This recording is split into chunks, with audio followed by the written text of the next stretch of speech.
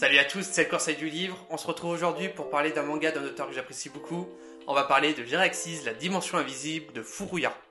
De Monoro Furuya, à ne pas confondre avec Usamaru Furuya, qui est un autre super mangaka que l'on verra dans une prochaine vidéo.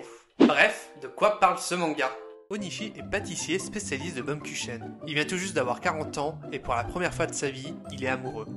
Perturbé par ses sentiments qu'il ne comprend pas encore, il demande conseil à sa jeune apprentie. Mais il ne se doute pas encore que d'ici peu son destin va basculer. Transformé en créature difforme et disgracieuse, pourra-t-il retrouver son apparence humaine? Jeraxis évoque comme thème principal la place de l'homme dans la société. Chaque homme contribue à sa manière à apporter sa pièce au puzzle complexe qu'est notre société. L'auteur met en lumière des personnes que l'on pourrait qualifier d'invisibles, des personnes qui par manque de confiance en soi ou même par indifférence se retrouvent seules, sans travail, sans entourage, bref, des personnes mises au banc de la société. Et c'est dans cette idée que Furuya va, à travers des personnages déconcertants par leur apparence comme Mirage, Saint-Esprit et Patron, nous raconter Jeraxis. Une lecture en décalage constant avec la logique et le réel. Maintenant, je voudrais revenir sur le titre même du manga. Je ne sais pas vous, mais moi je me suis demandé ce que voulait dire ce mot Jeraxis, car a priori ce n'est pas du japonais, et je ne pense pas que ça soit un mot inventé. Après une recherche rapide, merci Google, Jeraxis viendrait du turc et voudrait dire inutile, superflu, sans valeur.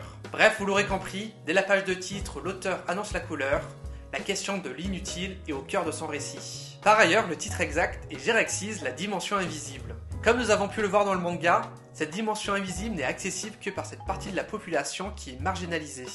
Une fois faisant partie de sa dimension, le temps n'a plus d'impact sur leur corps et ils deviennent ces espèces de créatures humanoïdes, perdant peu à peu leur humanité. Même s'ils ont encore des besoins humains comme manger par exemple, il est difficile de savoir si les habitants de cette dimension sont bien vivants. Il y a à mon sens dans cette idée des principes empruntés au shintoïsme et au bouddhisme. Grosso modo, dans ces philosophies ou religions à vous de voir, il n'existe pas de frontière entre la vie et la mort. Ces deux mondes se superposent et cohabitent. De plus, il existe un principe de réincarnation pour que l'individu puisse, à travers différentes étapes, parvenir à une perfection. Dans cette idée, nos protagonistes sont entre la vie et la mort. En se faisant enlever leur enveloppe charnelle, ils sont dans un principe de réincarnation.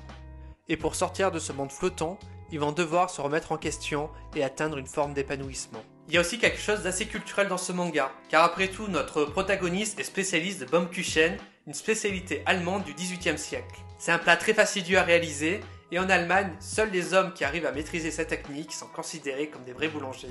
À la différence de notre protagoniste qui ne sont pas s'intéresser à l'origine de sa spécialité, je me suis personnellement demandé d'où venait cette pâtisserie, et surtout, comment elle a atterri au Japon. Et vous allez voir, c'est assez intéressant. C'est parti pour la Minute Histoire.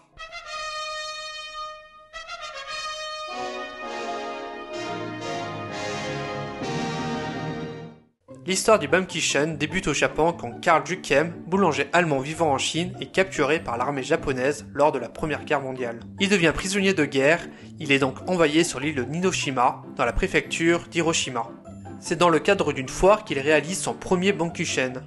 Son gâteau a un tel succès que dès sa libération, il monte sa propre pâtisserie à Yokohama avec sa femme. Aujourd'hui, la Jukem Company reste le fabricant de Bumkushen le plus connu du Japon. Ce gâteau est maintenant plus populaire au Japon qu'en Allemagne. C'est certainement pour ça que notre protagoniste qui prépare cette recette depuis maintenant 26 ans ne s'est jamais intéressé à son histoire, car elle fait amplement partie de la culture japonaise. On peut peut-être parler d'appropriation culturelle par ailleurs. Bref, c'est tout pour cette vidéo. J'aurais pu aborder d'autres points comme la question de la fatalité, de la liberté, de l'obligation familiale, mais j'ai pas envie de faire une vidéo trop longue. Ce manga en 2 tomes est un ovni publié aux éditions Akata, il vaut clairement le détour. Il est clairement dans la lignée d'un autre manga de l'auteur, Saltiness, qui est pour le coup plus détaillé, avec une réflexion plus poussée. Après, comme je l'ai dit, ce manga est en 2 tomes, du coup on peut pas être aussi exigeant qu'un manga en 4 tomes. Bref, si vous avez lu ce manga, je suis curieux de voir votre avis. En attendant, n'hésitez pas à vous abonner à ma chaîne YouTube pour ne rater aucune autre vidéo, à me suivre sur les réseaux sur Instagram, TikTok et Twitter, à mettre un pouce bleu, et je vous dis à très bientôt. Salut!